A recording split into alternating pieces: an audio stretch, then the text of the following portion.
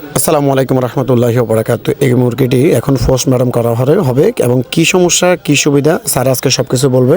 শাহরাস্ত উপজেলা প্রাণী সম্পদ ভেটেরিনারি হাসপাতালের উনি আমাদের একজন ইউলো উনি আমাদের সবচেয়ে বড় ডাক্তার এবং অনেক ভালো মনের মানুষ।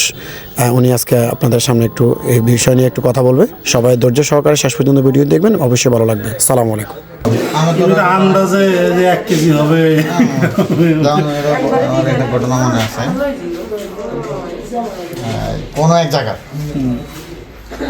ডাক্তার লিখে দিছে 10 ইউনিট পিছিয়ে দিয়ে দিছে 100 ইউনিট। যেখানে দিছে ওখানে মরে গেছে। বুঝছে কিনা কথা? মুরগি কত হাজার মুরগি বাঁচবে না তো কই ডন করবো স্যার আলি কয় বাঁচবে না, মরা মুরগি তো মরে গেছে। এগুলো সব রানি খাচ্ছে বাহির থেকে বোঝা যায়। সাথে ইন্টেস্টাইনাল কক্সিডিওসিস ভ্যাকসিন করছি তো ও ভ্যাকসিন করলে কি মানে আমি কি মিশা কথা কই এমনি আপনার লাগে যে আপনি ভ্যাকসিন করছেন এই জন্য এরকম হয় না। হ্যাঁ কথা কানা বাপ রে বাপ দেখছো ইন্টেস্টাইনাল কক্সিডিওসিস ওই রানি খাচ্ছে। হ্যাঁ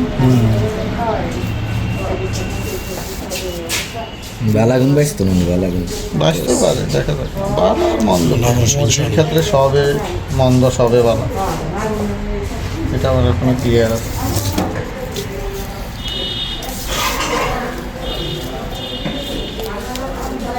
অক্সিড ডোজ করানো বয়স কত দিন?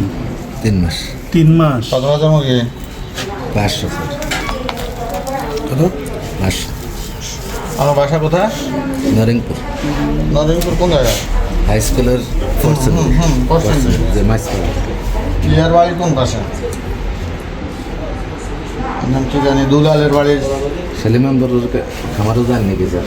ওই যে দুলাল, তারপরে হচ্ছে আরেকটার নাম কি জানি, আজিজ।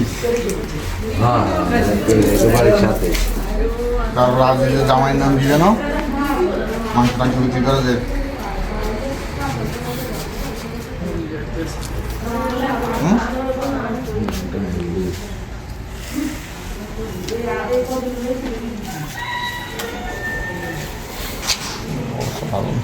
আচ্ছা ঠিক আছে।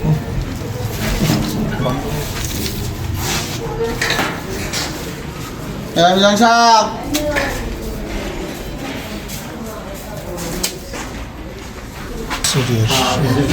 কি সমস্যা আছে? রোগী রক্তমশয় আছে না?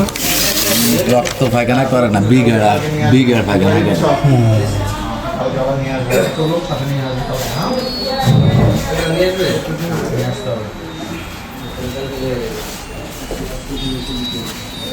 যেসব অ্যান্টিবায়োটিক আজকে চালাইতে হবে বিকালে, বা যেসব ওষুধ চালাইতে হবে বিকালে, কালকে সকালে এগুলো লিখে দাও।